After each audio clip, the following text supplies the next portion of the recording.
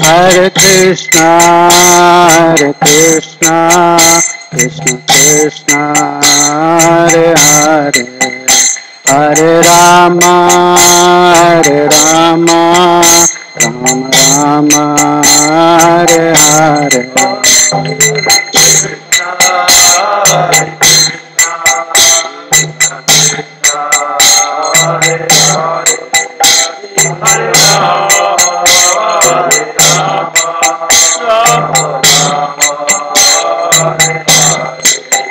Hare Krishna, Krishna Krishna, Hare Hare, Hare Rama, Rama Rama, Hare Hare.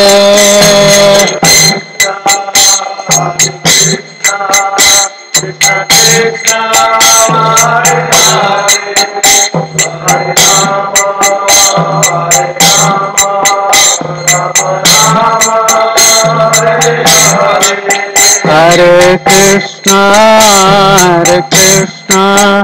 Krishna Krishna, Hare Hare, Hare Rama,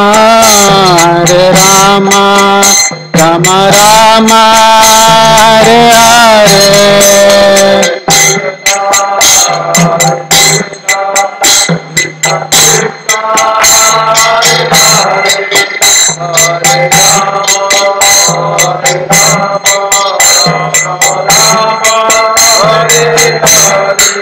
Hare Krishna, Krishna Krishna, Hare Hare, Hare Rama, Rama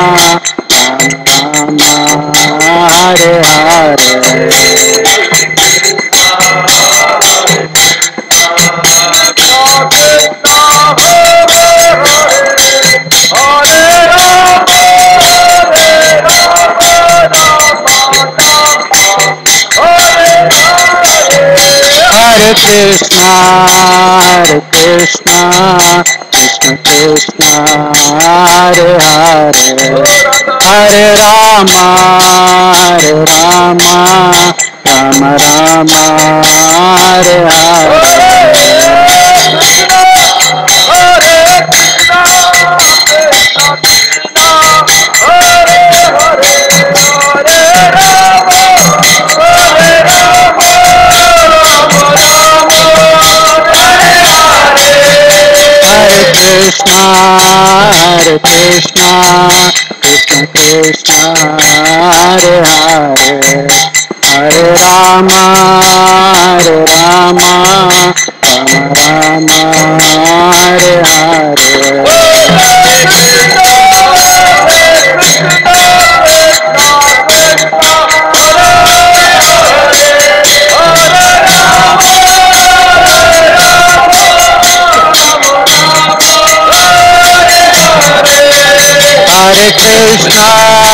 Hare Krishna, Krishna Krishna, Hare Hare, Hare Rama,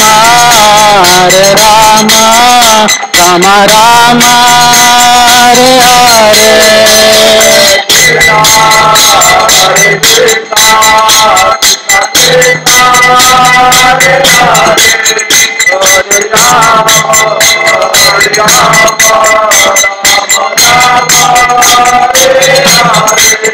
Hare Krishna,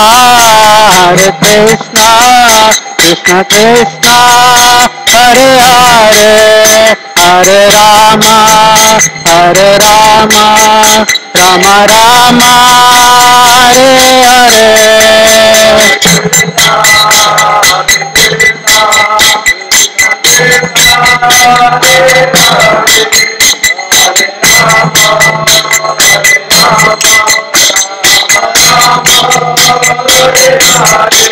Hare Krishna, Krishna Hare Hare, Hare Rama,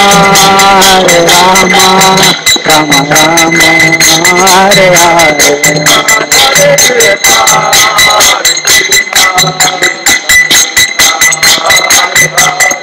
Hare.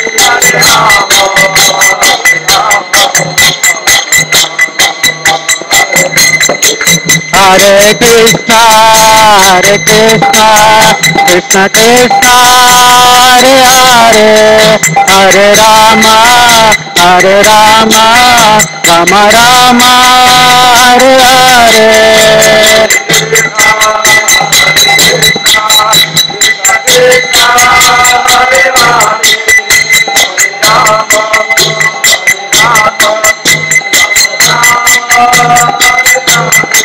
Hare Krishna, Hare Krishna, Krishna Krishna, Hare Hare, Hare Rama, Hare Rama, Rama Rama, Hare Hare.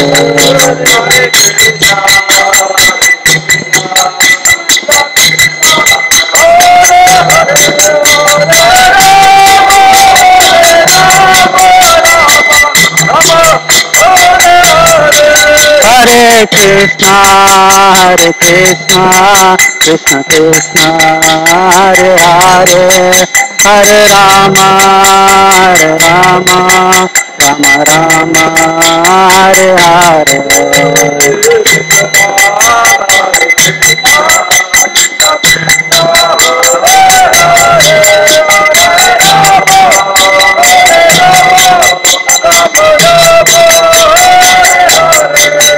Jaya Gauranita, Gauranita, Gauranita, Jaya Gauranita.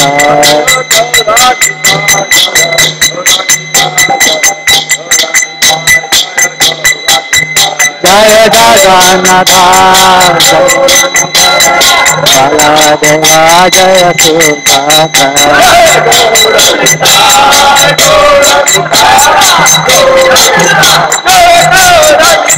Jaya Jagannatha, Jagannatha, Baladeva, Jaya Subhadra.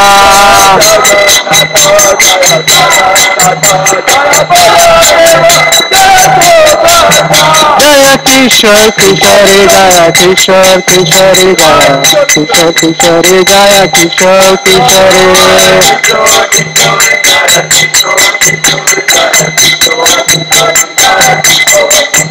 Prabhupada, Prabhupada, Prabhupada, Jaya Jaya Prabhupada.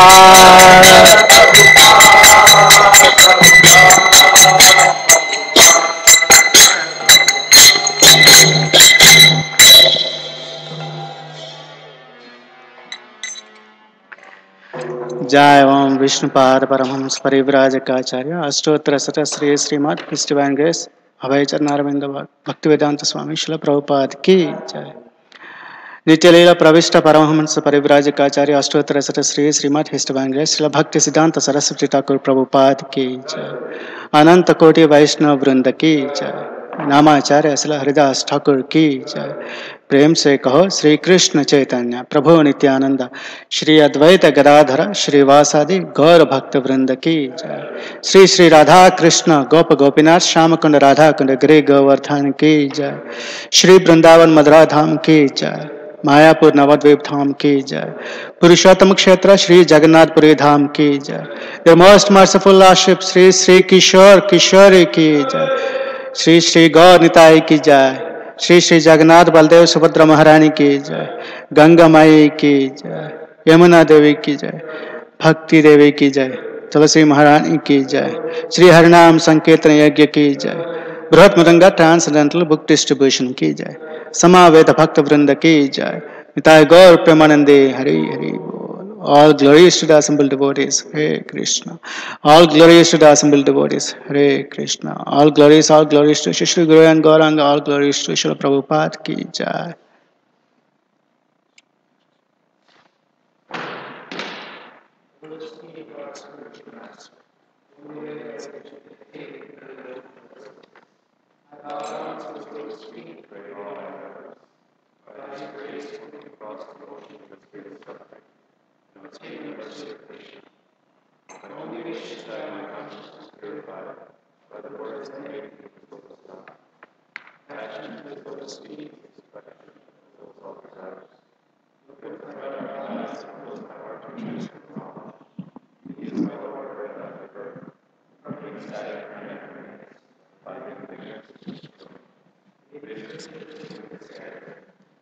You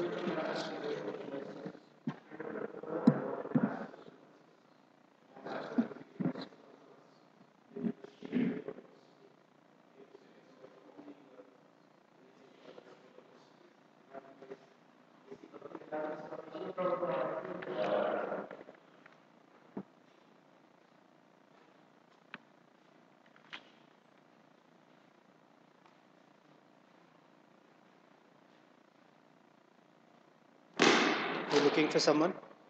Who? Greg.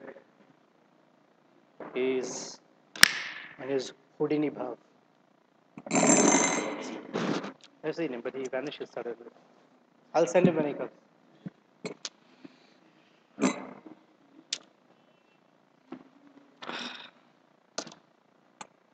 Justin, may I have the Srimad Bhagavatam? Because I haven't learnt it by heart yet, so once in a while I have to refer to it. Jai Radha Madhava Kunja Bihari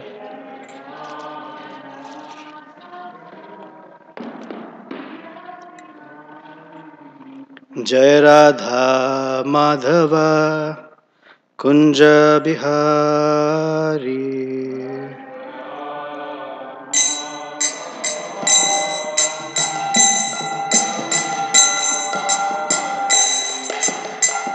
Gopi Jana Vallabha Girivaradhari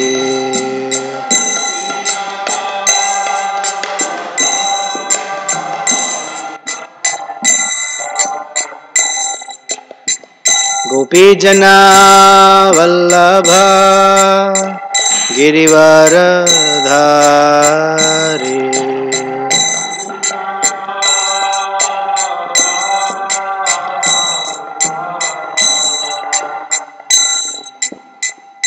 Yashodanandana Braja Janaranjana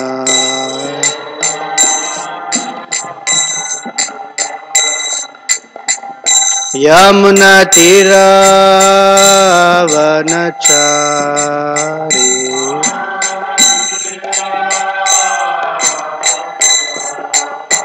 Yamuna Tira Vanachari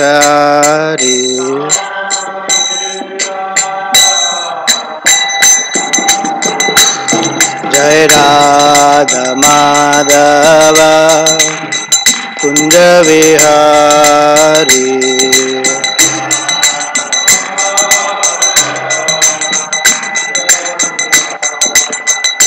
Jaya Radha Madhava Kunja Vihari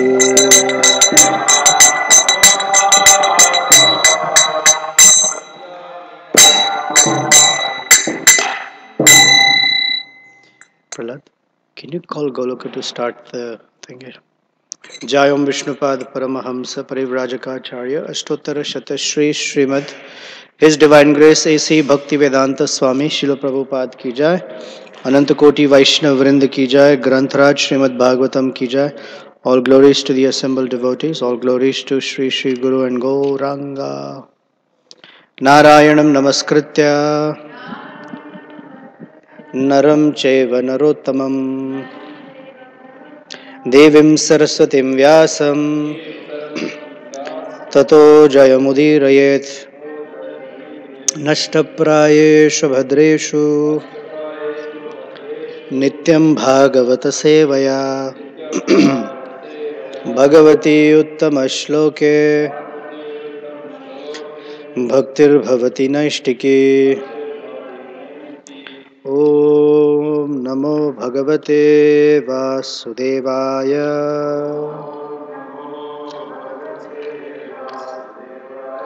Om Namo Bhagavate Vasudevaya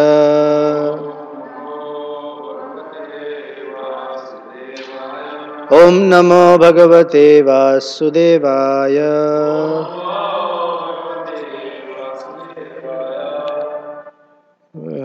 Chapter 17, Text 29 Dehinam Deha Samyogat द्वन्द्वानीश्वरलीलया सुखं दुःखं मृतिर्जन्म शापोऽनुग्रह एव वा देहिनां देहसंयोगात् द्वन्द्वानीश्वरलीलया सुखं दुःखं मृतिर्जन्म शापोऽनुग्रह एव च देहिनां देहसंयोगात् द्वन्द्वानीश्वरलीलया सुखं दुःखं मृतिर्जन्म शापोऽनुग्रह एव च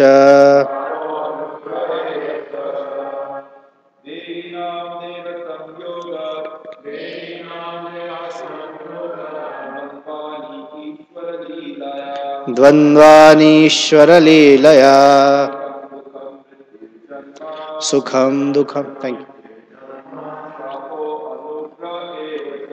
शापोऽनुग्रह एव च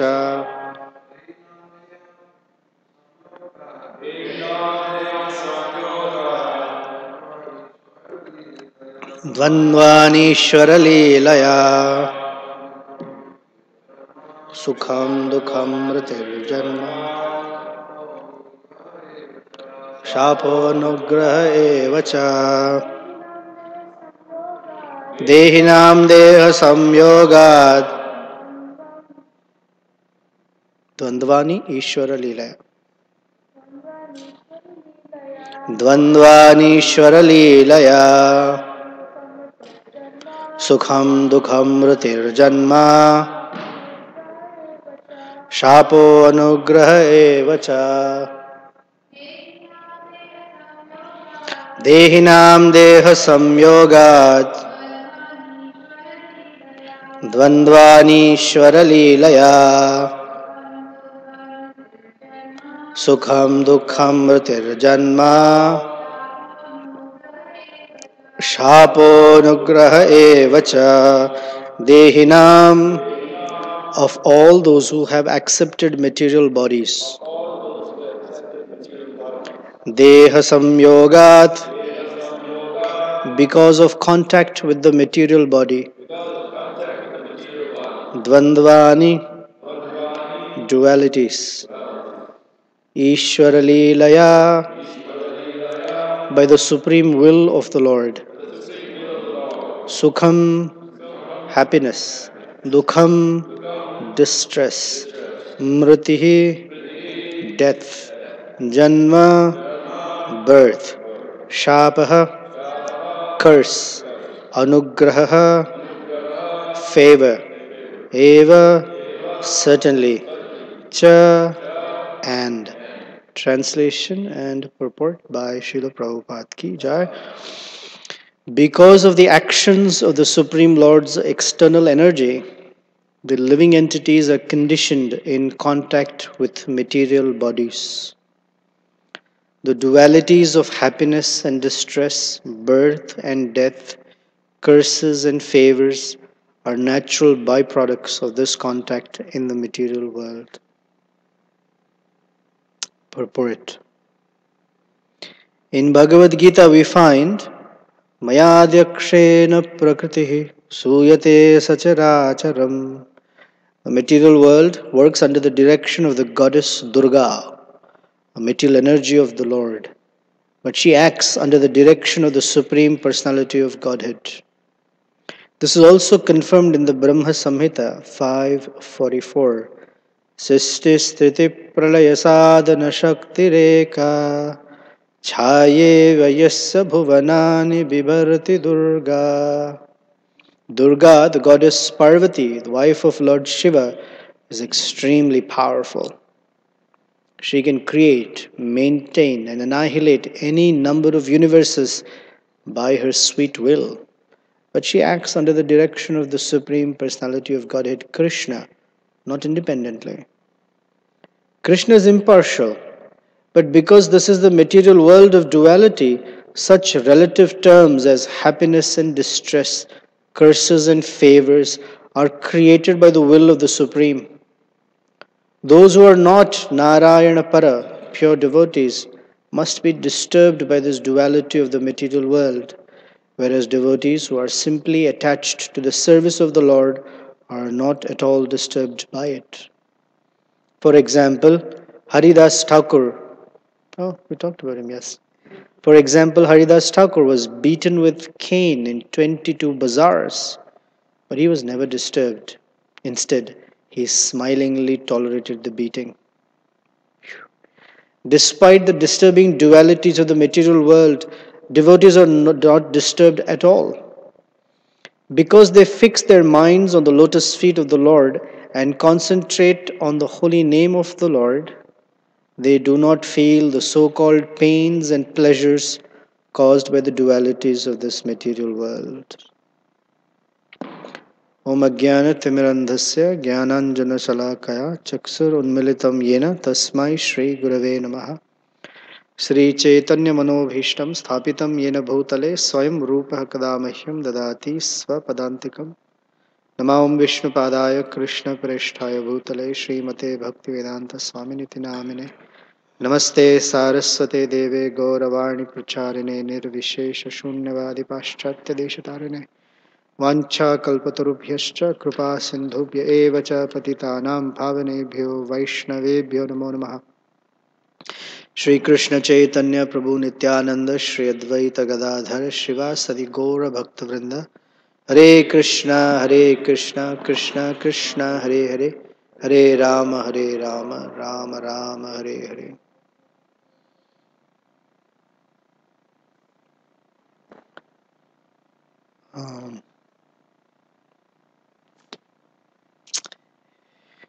King, this is Lord Shiva speaking. Are you with us, Prahlad? Okay. Dehinam. Dehinam means those who have a material body, which is all of us. None of us should feel like, oh, this is talking about, Lord Shiva is talking about those guys out there. Dehinam.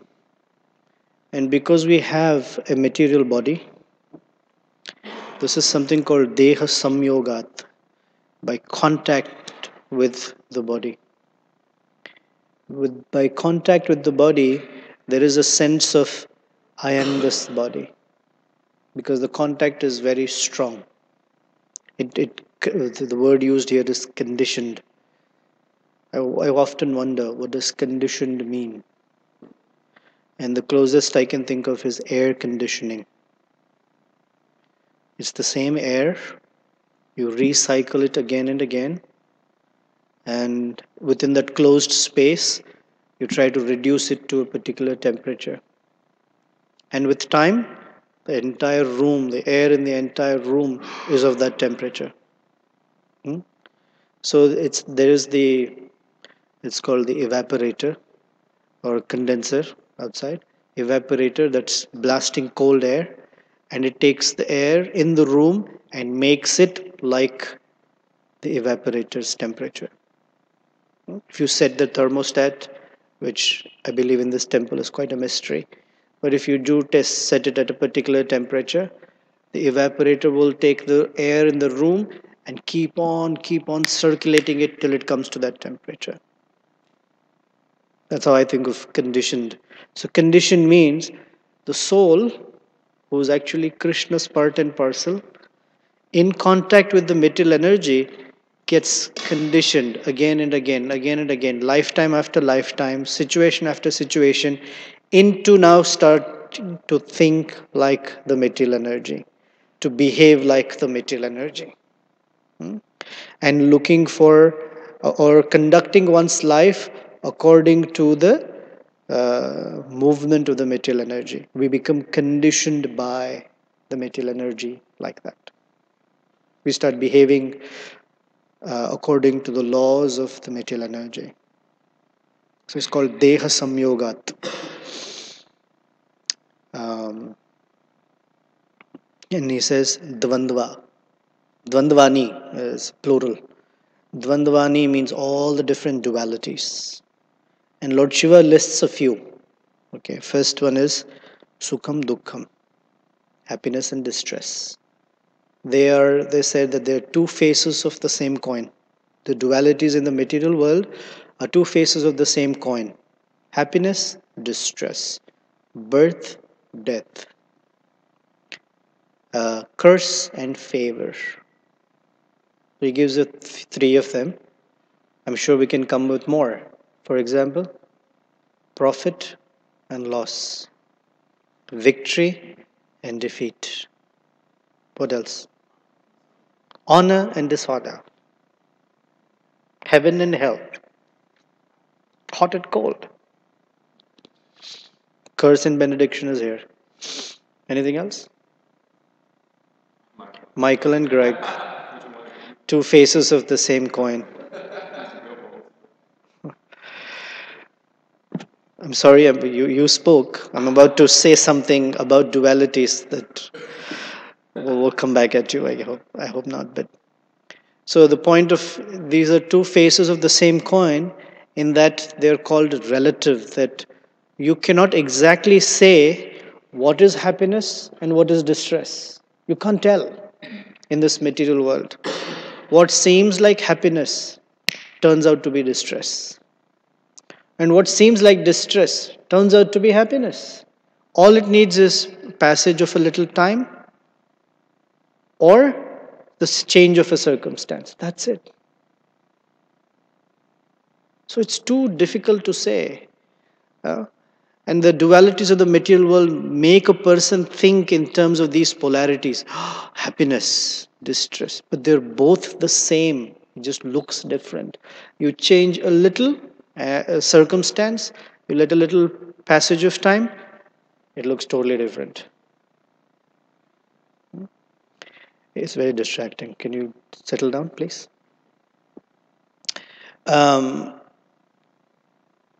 So, for example, we've heard this many times, the story of the Chinese farmer. You've heard this, right? No? Oh, once upon a time, there was a Chinese farmer, and he had a horse. And the horse used to do a lot of work for him. One day, the horse ran away.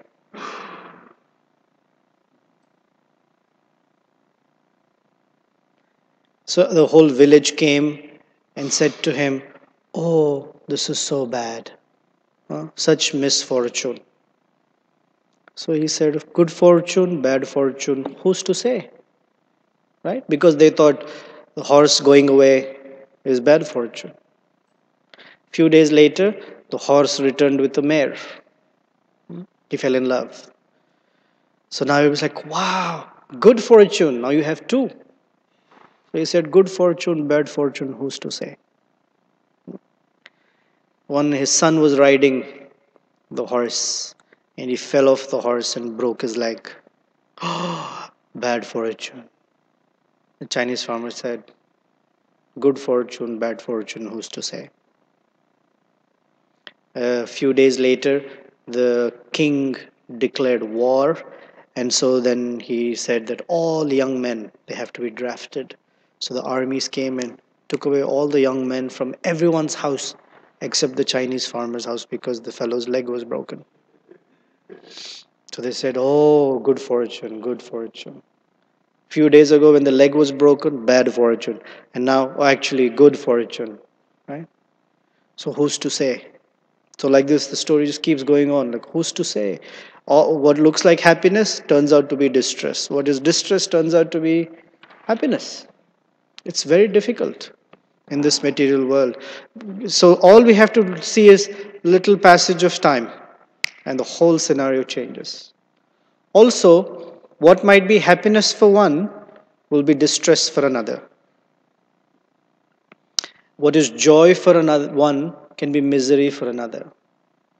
One man's food is another man's poison.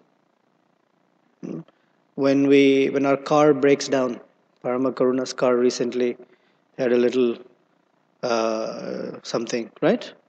Yeah. So Of course, Paramakaruna is beyond the modes of nature. So someone else may be in severe distress. But our dear friend Dankas, he's always in bliss, thanks to Jitendra Prabhu. Like so many cars go there. He's always in bliss because that's his business. Or let's say a dentist. You know, a dentist will never pray, let my patients never have a dental problem again, because he'll be out of a job. Right? So one man's distress is another man's happiness. So this is what Lord Shiva is saying. Dvandavani, this is all Ishvara Leelaya. This is all the play of the Lord. What is why the play? The play is to keep the soul busy in the material world. So busy that he does not have the time or the inclination to think about bigger picture. Think about what is important in life. Very busy. So I heard this little story or anecdote which I thought was very telling. So I will ask you the question when I finish narrating. There were some scientists who had a box and the box was a little hamster. Okay. So on one side of the box they punched a small hole, and through that hole they would feed cheese to the hamster.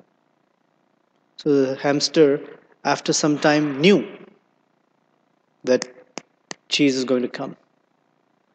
Because there is something called Maslow's law. Maslow had done this experiment that every time he would feed a dog, he would ring a bell. Because somehow the dog was his deity or something, I don't know. He would ring a bell. And the dog would associate food and the ringing of the bell. After some days, he stopped feeding the dog and just started ringing the bell. You know what happened to the dog? He didn't die. He started salivating. He was drooling because in his mind, as soon as bell rings, it has to do something with the. This is called conditioning. Ting, ring, ring. Food. It's got nothing to do with it, but that's how the dog got conditioned, got associating with the two events. So the scientist started offering little bits of cheese to the hamster. Hamster was in bliss. Then a few days later, they drilled another hole. So naturally, the hamster would put out his little snout, expecting what? Cheese. What they did, they took a little wire or a small electric current, and every time the hamster would come from the second hole, they would get buzz it a little bit. And from this hole, cheese, and in this hole, buzz. Right? And the next phase of the experiment was that they started randomizing it. Sometimes in this hole, when the hamster would come out expecting cheese, they would buzz him. Bzz. From this hole, they would feed him cheese. So they started tricking the hamster. Did the hamster stop? Why? Condition, but we're expecting what? Cheese. The taste of the cheese was worth getting buzzed once in a while. Hey, it's all right. No pain, no gain, right? That's the formula for life. No pain, no gain. So he would risk getting buzzed for that little bit of cheese. It's worth it after all. Life's full of, like we hear people philosophizing. That's what life is all about once in a while. But the cheese, it's worth it, man. Cheddar cheese or whatever cheese. It's worth it. Especially if it is from Gita Nagari. It's even worth it. Bzz, bzz, that's all right. Once in a while, little is okay. So then, the next phase of the experiment was they opened the back of the box completely and continued with the cheese and the buzz. What did the hamster do, you think? Stayed in the box looking for that bit of cheese. Bzz. When the whole back was open for him to run away and become free. But the hamster did not.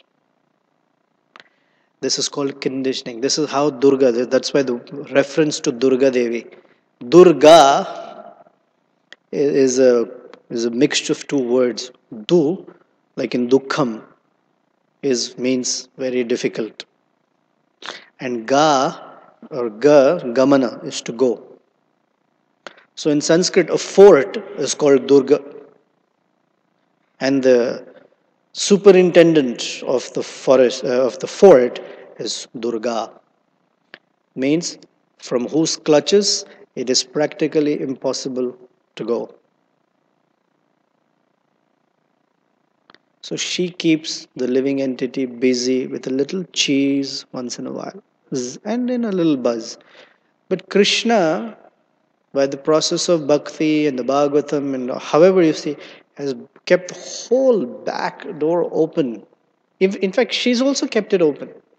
But she knows there's not one intelligent living entity who will choose freedom.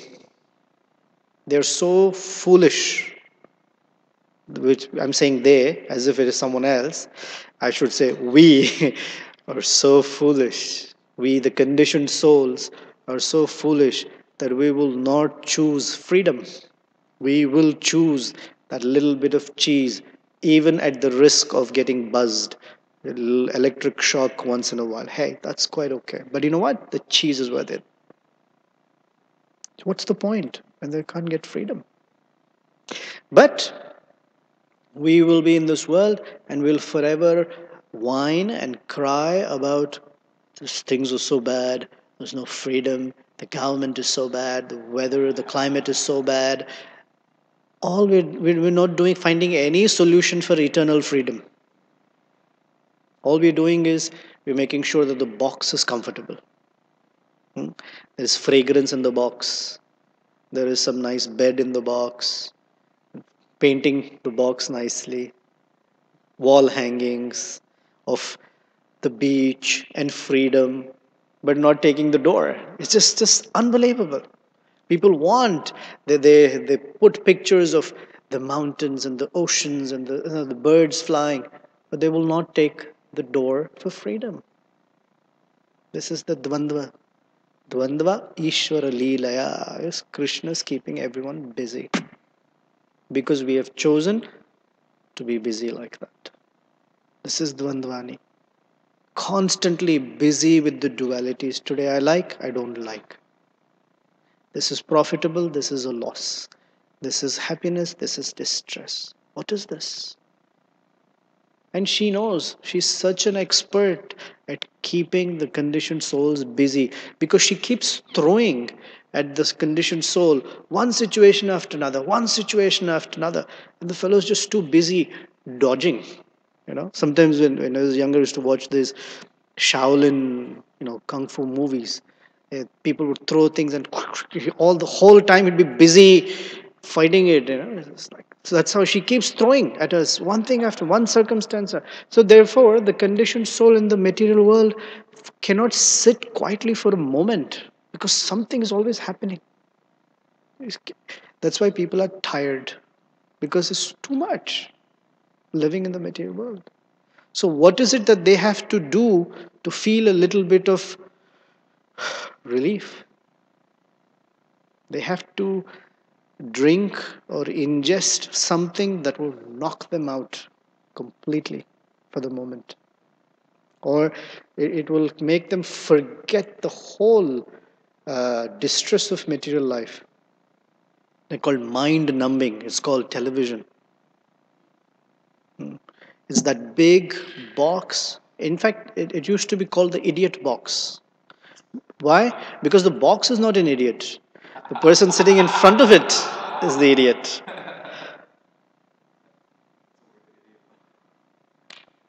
Like that. It is also called the one-eyed guru because we get all our education from there, one-eyed guru. But that's what it is, mind numbing. So this is Ishvara Leela, and Durga Devi knows how to keep the conditioned soul very busy.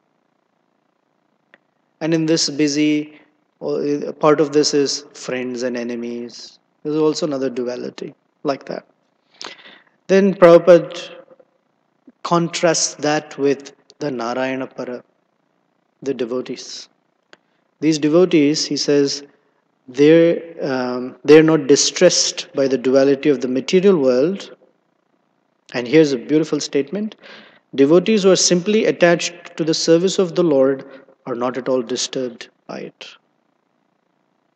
Because the devotees have chosen that door of freedom, and that freedom is called service to Krishna, that they are not disturbed by the dualities. The dualities stop in the realm of service. I mean, the dualities continue. Being affected by it stops. So that being affected is this phrase, Deha Samyogad. The body doesn't stop. One still has a body in the material world, but being pushed and pulled by the influence of the body, body means mind also here, stops. Because they have service. You will see that anyone who has a committed service, even if their body is hurting, their mind is disturbed, but they know, I have to deliver this service to Krishna and it has to be done. You'll see that they will do it. Correct? We all have that experience. Something needs to be done. Even if the mind is bothering us, even if the body is dead tired, or whatever it is feeling, we will make sure that the service gets done. Of course, I'm not speaking in a fanatical way that our health is really that bad that we'd rather die. If we have that realization, great, but mostly we don't. I'm not challenging all of us to become foolish, like I said yesterday. That's not the point. But when we know that there is a service to be done, we learn to transcend the difficulties. So this service to Krishna is called the labor of love. It's called labor of love. It's painful. It is definitely tiring, physically daunting, yet that's something that has to be done for Krishna. Right? Labor of love. So I'm going to paraphrase a statement by Bhaktivinoda Thakur, because I can't remember it verbatim right now. That, my dear Krishna, in your service, all the distresses that I have to go through is actually my joy. It is joyful to go through the distresses for you. Versus, now one may say that all the joy that one goes through without Krishna is distress. So Bhaktivinoda Thakur has written a song. I would rather be a worm who's a devotee. Kita janma ho tuvapade. Or if I were given a choice that for a few moments or for one lifetime, why don't you become Lord Brahma and forget about Krishna? He says, I don't want that life. I don't want such a birth where I will have to forget you. But being a worm is very distressful. Being Brahma is very comfortable. Head of the entire universe, a life with 311 trillion years, body made of completely of intelligence, and almost like the super soul, can know what's going on in the universe, has the capacity to animate the entire universe. But if that means Bahirmukha, I may have to forget Krishna. I don't want that. That is his prayer. So for us, the application is, how do I learn to appreciate this life of devotional service? And whatever distresses may be there, I have to learn to see it as the pleasure in serving Krishna. It's a labor of love. If it's not seen as a labor of love, it remains labor. And labor is distressful. And what seems like relaxation or entertainment or joy, which makes us forget Krishna, that's the real misery. So when Chaitanya Mahaprabhu asked Sri Ramananda Raya, what is the greatest distress or misery? He said, the lack of association is the greatest misery. And for us as conditioned souls, or at least those who are trying to, as us, trying to become Krishna conscious, our misery is whenever we forget Krishna, or should say it positively. Our moments of happiness or phases of happiness is when we can remember Krishna and serve Krishna. This is our happiness. Even if it sounds distressful. I was just thinking about it this morning. Today's Saturday. Pretty much everyone wants to sleep in, right? Because they worked from Monday through Friday and it's tiring. So they want to sleep in. Of course, if please don't take my words in the wrong way that, oh, we're not supposed to take rest. That's not my point. But I'm talking as a devotee's life. 7 days a week, we try to wake up for Mangal Arati, we wake up early. And for most of us, especially if you have DD worship or something, if you wake up at 4 o'clock, it's late. It's like, oh man, today my day started late. But for who wakes up so early and comes down at 4:30, all ready, showered, and fresh cloth? It's distressful, especially if it's cold or whatever. It's not easy. It's not easy to pull a whole day of activities. But this distress is the real joy. It's just that we have to learn to see it.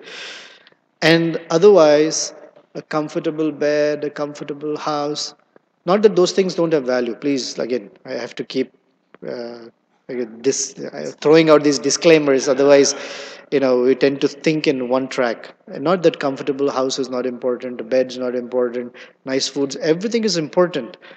But as long as they don't interfere in our remembrance of Krishna. So we need to know what is it, where is that line for me in my life, which when I cross, I forget Krishna. Each of us has that line, that threshold. And in our practice of Krishna consciousness, we try to find where that threshold is and stay away from it. So the real joy is remembrance of Krishna. Serving Krishna is the labor of love. And the real distress is to forget. Although materially speaking, one may be happy. I'm very happy right now. But that's the real distress. It's that cheese that we have chosen instead of the door. Understand?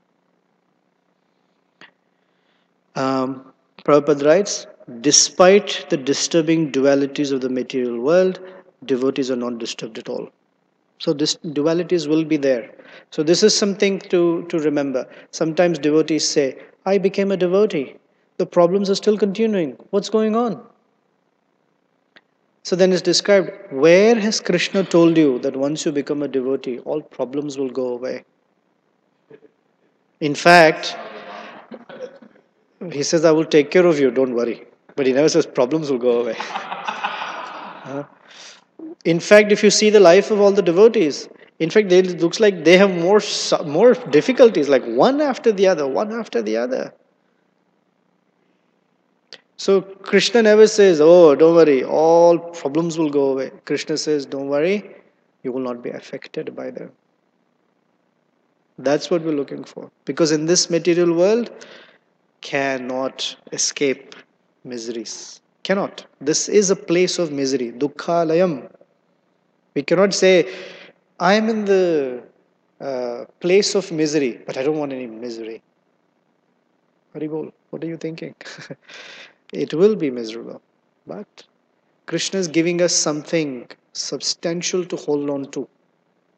From where the disturbance or the misery will not bother us. And that is called a life of service. Or today's phrase is the burden of love, a labor of love.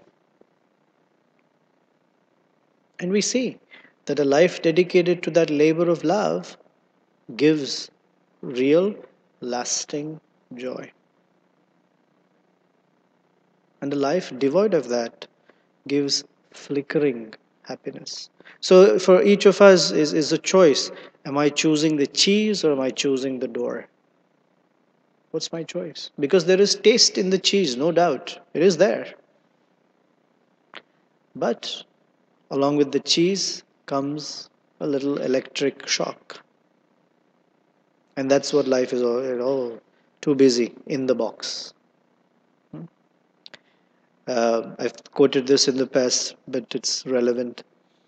That there was once a group of persons who came to meet Srila Prabhupada, and they said, Swamiji, we're having a world conference of religious leaders on how to make this world a better place to live in. Prabhupada chuckled and said, Krishna says, Dukhalayam Ashashvatam. This is a place of misery. How can you make it better? So then they argued, no, Swamiji, because people are constantly bickering and fighting, because one religion fights with another religion. If there is more awareness, then there will be more peace. And Prabhupada said, still this is a place of distress. How will distress go away? And when the person left, Prabhupada chuckled and told them, told the devotees, or maybe told the same person, that you have a bathroom in the house. Okay? That is a place where you pass stool and urine. Just because you spray some fragrance there, but that's not the place where you live. Correct? After you're done your business, you should leave. So putting nice carpet, nice photos, fragrance. Some people even put plant. There was one lady who came and said, my tulsi died. And we said, why? What happened? I don't know. It was in the bathroom. I used to put water every day. She died. I'm like, oh, no wonder she died. She used to take care of Tulsi in the bathroom. I mean, imagine what all Tulsi Devi had to see. It's like, wow. You can't take care of Tulsi in the bathroom. But like that, just because you put a plant, a little this, and a fern here, and lights there, nice lights, nice mirror with all the works, nice cabinets, nice tiles, it is still a bathroom. You do your thing and you leave. You don't say, oh, this is very good, I'm going to have my lunch here, I'll sleep also here. You don't make, it's not a place meant for it. So Prabhupada is saying the material world is not meant to be a place where you settle down for life. Do your thing and get out. So this idea is choose that door. The bag is open, the box is open. Choose freedom, a life of service to Krishna. Actually, when we serve, there's a little one more point. When we serve Krishna, or when we choose that I am going to serve Krishna, and this is how we find that even if there are distresses, physical or mental, in the moment of service or for the duration of the service, those things don't bother us. It somehow helps us transcend that situation. And the moment we forget about service to Krishna and say, now I need to relax, the first thing you will notice is the back's hurting or that thing is disturbing us or some physical, immediately it's right there. So it's the conscious choice between service attitude and otherwise the dualities of the material world, dvandvani. The reason it is spoken in plural, usually Krishna says, te dvandva moha vimukta, the one is freed of duality. Here he's saying plural, one appreciation for it is, we shouldn't think that there's only one set of dualities, happiness and distress. It's not like that. Our life is a mixture, a composite of all the dualities acting on us at the same time. We have honor and dishonor, happiness and distress, profit and loss, curse and favor, all happening at the same time.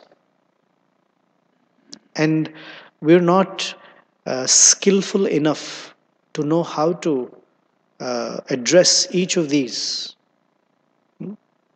And by the time we address one thing, we get knocked by another. We take care of this and we get beat by another one. It's too engaging. So a lot of people try to address life by addressing each of the components of dualities. So if we hear the lectures of the self-help gurus, then they will tell us how to adjust the material world. So that's nice, but no self-help guru is better than Durga's brain. Here Prabhupada writes, she's extremely powerful. She can create, maintain, annihilate any number of universes by her sweet will. So how much ever expert a person might be, they cannot. They cannot tackle Durga's challenges. So the only way to tackle Durga's challenge is to go to Krishna's lotus feet, where her jurisdiction ends. In fact, when she sees us taking Krishna's shelter, that same Shakti which holds us to this material world has a different face. She helps us be relieved from this material world. So the choice is that we make that choice of choosing Krishna. And that's what Lord Shiva is telling Parvati Devi, that Chitraketu and the likes of such devotees, they're not disturbed by the dualities because they're not in the bodily concept of life. Deha samyogat. Yoga means to connect with or to unite with. Samyoga means completely. They have this bodily identification. So Chitraketu and the likes don't have it. So they're not disturbed by it. Okay, any comments, questions, thoughts? 15 minutes. Stop. Thank you, Hare Krishna. Hare Krishna. You talked about the dualities in the material world. I was wondering. Speak into the mic because yeah. people, audience, and others can hear. You talked about the dualities in the material world. I was wondering if you could expand on the difference between the dualities in the material world and dualities in the spiritual world. Yeah, there are no dualities in the spiritual world because everything is considered joy, and that was what Bhaktivinoda Thakur was saying, that the distress that I have to take in serving you is my real happiness. So in the spiritual world, what seems distressful is part of the ecstasy of serving Krishna. Like few examples. Mother Yashoda trying to bind Krishna was a very distressful situation. It's described in the Bhagavatam. Shukadev Goswami is describing it, and I'm sure it brings a smile and chuckle that this lady, she's been running after Krishna as a little kid. Somehow she can't run after him. She catches him. And by this time, all the flowers from her hair have fallen. The hair is completely scattered. Usually, Parvati Devi, Mother Yashoda is not like, hair scattered, disheveled lady. Look at the picture. She's like so nicely dressed. But Krishna gave her such a run that all her hair was disheveled. The flowers had scattered on the floor. Beads of perspiration were dropping. And she was not able to put a rope around his waist. She tried and tried and tried. She was sweating. It was really like, wow, what is going on? And to make things worse, the other gopis were laughing at her. When you're trying to do something, it's difficult. That's definitely distress. When others are laughing at you, it makes things even worse. What do we call adding insult to injury? And yeah, the other gopis were like, ha ha ha ha. What's going on? Early in the morning, we were able to put a little belt around his waist. Now, what's the problem? Ha ha ha ha. And what's even more difficult is she's looking at Krishna's waist. It's only so small. She has rope from 900,000 cows, and she can't compute why it won't go around his waist. And it's not like it's very short. It's only 2 fingers too short. That's even more like. If it were so short, then you can say, you know what, I give up. Is this too short? Right? If I bring 2 feet of rope for 10 foot something, like this is too short. But if it comes all the way there, 2 fingers too short, but won't It's like, But that distress is part of the joy. Joy for Krishna and joy for her. Or the gopis, they apparently their distress is a little far out. When Krishna walks with the cows and calves, and he walks behind a tree. So the tree obstructs their vision of Krishna for that moment. And they're extreme in distress. I cannot see Krishna. And then suddenly Krishna appears from behind the tree. And then he goes behind another tree. Imagine if there were redwoods in Vrindavan. The distress for the gopis would have been even more intense.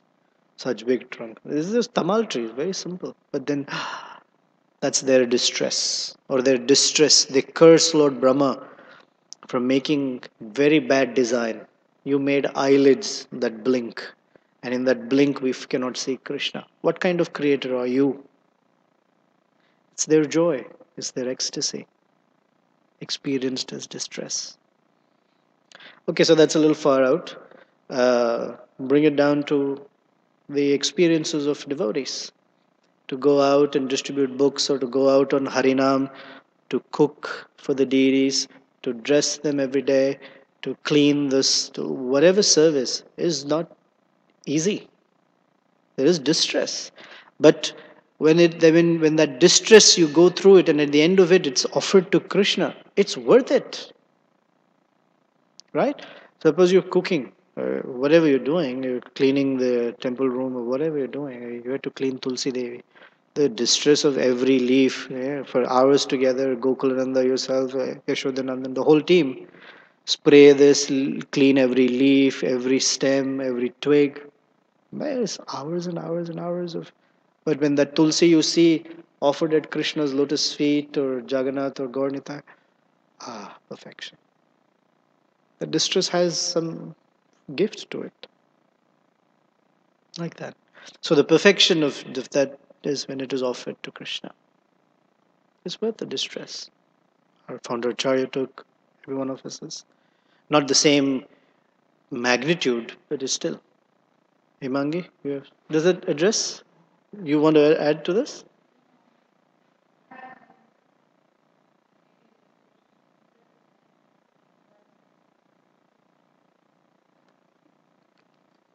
We are definitely on the mixed stage of bhakti, like it's mixed, mixed bhakti. So we do go through these dualities. So how do we look at those dualities? And it may not be sometimes related directly to the services that we are doing. Yeah. And because of our conditioning, we do go through these dualities, good, bad, Correct. favorable, unfavorable.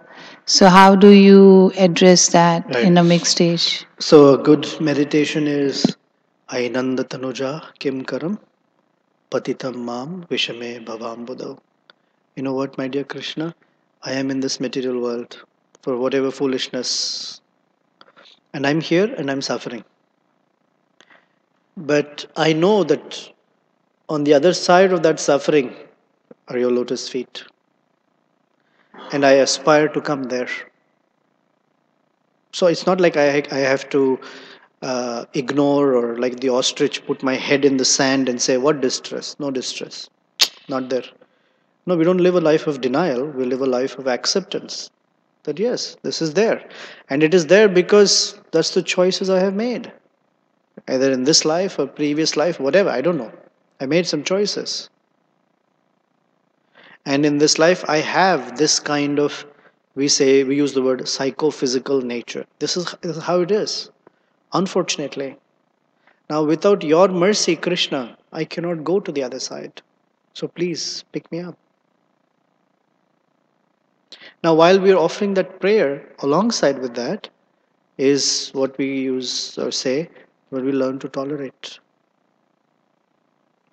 And we learn with the association of devotees to take the right steps so that we choose the door. And you know what? We make mistakes all the time. We choose the cheese. This one time. This one time I'll go for the cheese. Next time when Krishna puts me in this situation, I'll choose the door. And we've been playing that song and dance for a while. But that's how it is until we choose that door. Thank you. Luke had something. He's having a pensive look all along, so I'm prepared. That's better. I have one comment from this point, but from with Michael Peru. But one question following Mother Hemangi's question. When you say choose the door, this using back to this analogy, what does that mean exactly in Krishna conscious context? So choosing the door is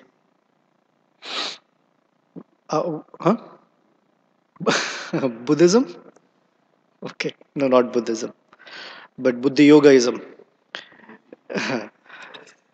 Because that's where the real intelligence is. What door you choose, this is proper intelligence. So Buddhi Yogaism. Uh, when there is a particular situation or of distress or happiness, because we are conscious living beings, we do something, we make certain choices. And whether we recognize it or not, those choices have some reaction, if you will. So if we choose to play or act within the realm of the material energy, it will give back some reaction. Versus learning to choose that life of a Krishna conscious response. So that's the choice of, because in those responses, a karma, there's no reaction back, there's freedom from the reactions. So if appreciation comes our way and somehow, let's say we made the choice of accepting that appreciation, yes, let's give credit where it's due. And it tastes nice cheese. It has some reaction. We'll look for it again. Next time there'll be a little bzz. So like that, that's what I meant. That the context is choosing activities that are service oriented, because that's where the freedom is. Or in our relationship with Krishna. So choices in response should be in our relationship with Krishna. How would a devotee of Krishna respond in this circumstance? Let me try to respond that way.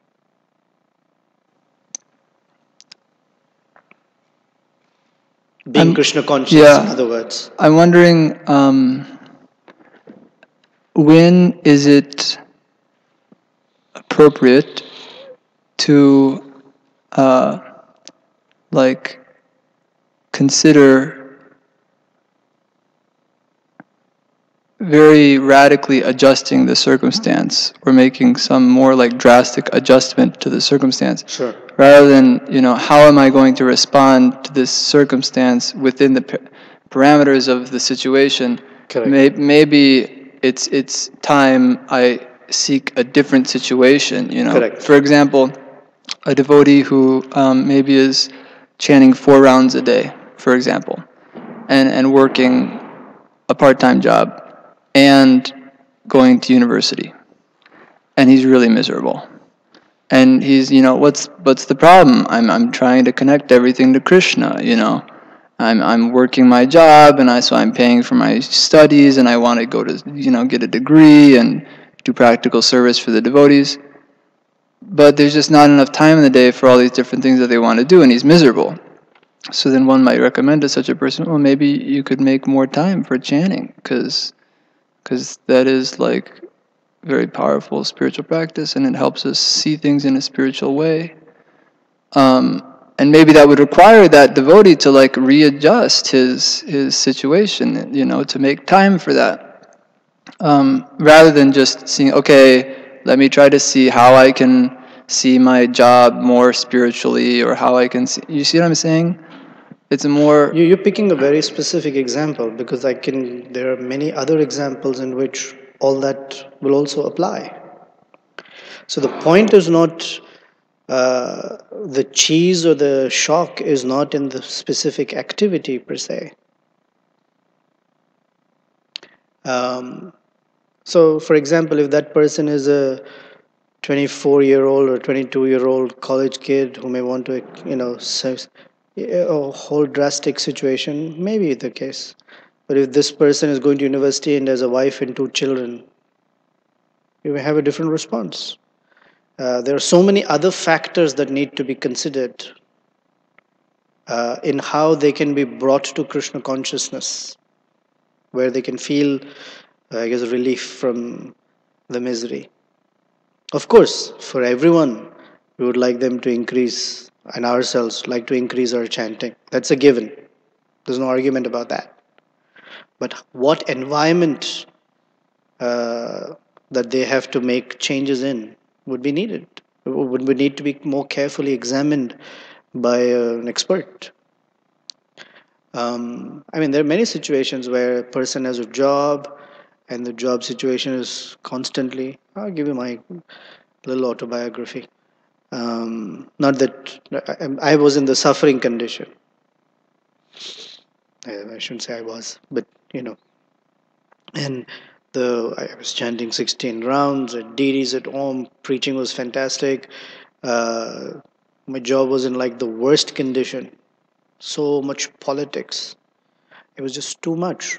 I kept writing to my spiritual master, this is terrible. I want to get out of it. And the answers I would get for a whole 1 year, email after email, were stories of Ramayana, of how to stay dutiful. I tell you, it was very tough. So I would write an email in a different way. Maybe this will work. And I'd get another story of Ramayana. Then I'd write something else. I would get another story from Ramayana. I heard so much Ramayana in that 1 year about Lord Rama. Doesn't matter, being dutiful. The word of Dasharath was difficult, but stayed, went to the forest. It's but he was not budging. And I'm grateful that he didn't budge from it. Today I'm grateful. At that time I was like, how else can I say this? I try to be as creative as I can each time. But he said, connect with duty instead of connecting with the I like, I don't like. It was helping me get beyond that. And life changed, some service was there, something. And he on his own said, drop the job. I think it's time to be full-time. And I was like, I was waiting to hear that long ago. But at that time it was not okay for him to do. Yeah, my concern is that on this very point of duty, it's very easy to forget that the actual eternal duty of the soul is full-time absorption in Krishna's name and his form and his qualities and his pastimes. And any cessation of that absorption is the definition of distress. So then, of course, that's a very high level. So every individual has a specific path, a specific intermediary step that they can take, So in your example, it wasn't that you could just immediately become a Babaji in Vrindavan, but you first had to, continue in your family duties and all these things, and now you're doing your temple president duties. And for many people, things like that are required, and virtually you could say for everyone, but still this ultimate attainment of full absorption in Krishna, granted, that can happen in any situation, like Prabhupada. Thank you for making that statement. He was moving around. He was moving around like a CEO of a company, and managing ISKCON. But for him, he was constantly absorbed in Krishna. He was constantly absorbed, even when he had a pharmacy in Bombay and all of that too. Exactly. Right. Yeah.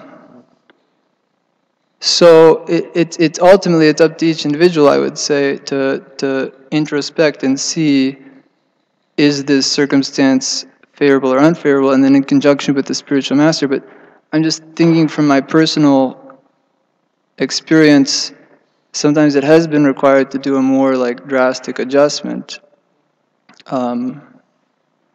Like for me, basically, if I'm not doing the daily Harinam, then I feel kind of spiritually weak. So, and I fall into this duality of this thing, that thing, and so it's, anyway, I appreciated your perspective. That was just one concern I had. Okay.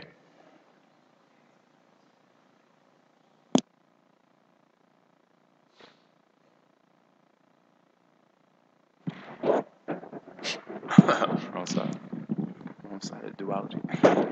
Hare Krishna. Thank you for a wonderful class. I'll try to keep it short as possible. I had a few points, but I'll just stick to one story that involves me and something I could say that really helped me. But first, I would like to begin with something by Srimad Bhagavatam about dealing with circumstances that really helped me, and it's something I keep in mind. I mentioned it before. It's from Jaiva Dharma, chapter 8. He mentions how we tolerate, the dualities, especially, let's say, offenses we may feel that's,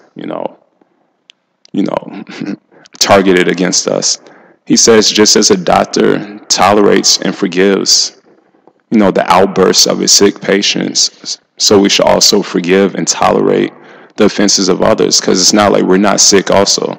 We also, undergo different dualities. So there was one incident. I was actually going to mention one incident. Krishna, he told me yesterday, but maybe I'll mention it tomorrow. There's many days because these classes are very similar.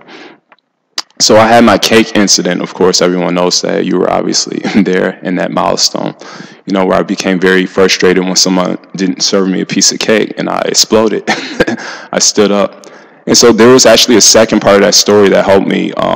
I pretty much made my vow there. Don't get upset over anything because it's like completely ridiculous. So then maybe a few weeks later, I'm not going to mention the devotee's name here. He was involved in it. He basically, the lunch prasadam was in the kitchen, and then there's one Indian lady came to take the prasadam and feed herself. But at the time when Sir was here, he wanted us to, all the devotees to serve everyone. He didn't want anyone to touch. So anyways, this one devotee went and told this Indian lady, he was like, don't touch the prasadam.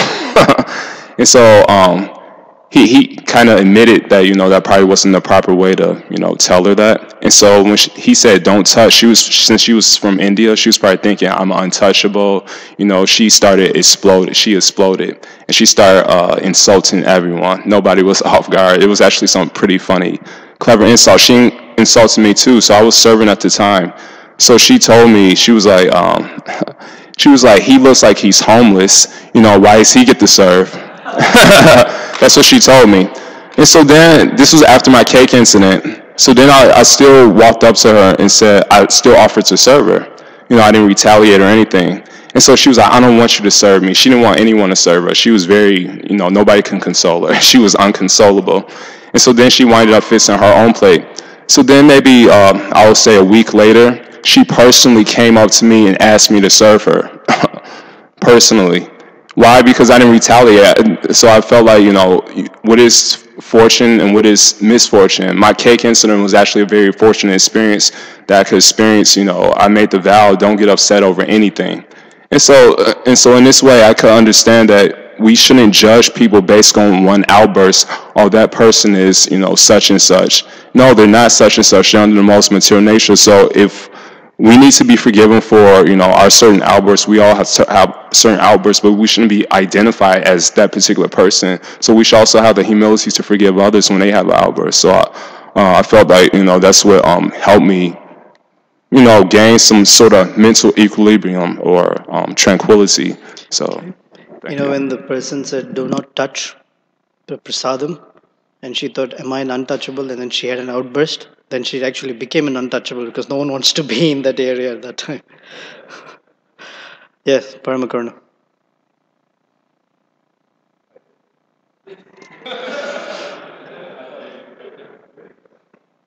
We were talking about the box, the backside of the box.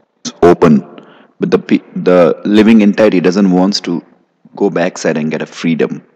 I was reading one of the purport from First Canto, chapter 6, verse 37, and I was not understanding this line. It's related to this purport.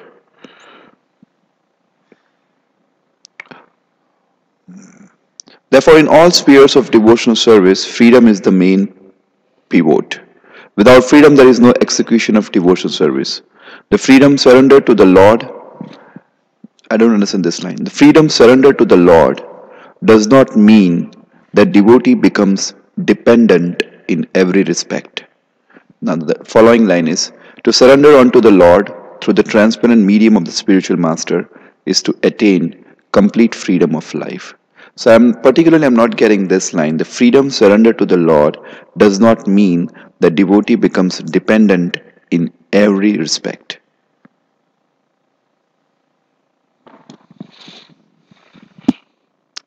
I have given up my freedom, so I can't even take a bath. I've given up my freedom, so I can't even walk to the temple room. I've given up my freedom. Of course, Madhavendra Puri said, I will not eat until someone brings. But even if someone brings, I've given up my freedom. I can't even chew the food now. Because as I said, that's not like that. He's dependent on Krishna for everything, but he does service on his own. It means that one doesn't give up freedom. Giving up freedom does not mean gives up one's own free will. He consciously reposes his free will at Krishna's lotus feet. He's still making choices. There are some people who say, why don't you come to temple? When God wants me to come, I'll come. What kind of answer is that? Which God will say, don't come to temple? When God wants, I'll come. God has been telling you to come for such a long time. Like that. That's not proper. Free will is still there. Then makes all his choices in relation to Krishna's service. That is correct. That's correct. He's dependent on Krishna's mercy to do anything, but he keeps doing. Active. Okay. All right. Thank you very much. Srila Prabhupada ki jai. Srimad Bhagavatam ki jai.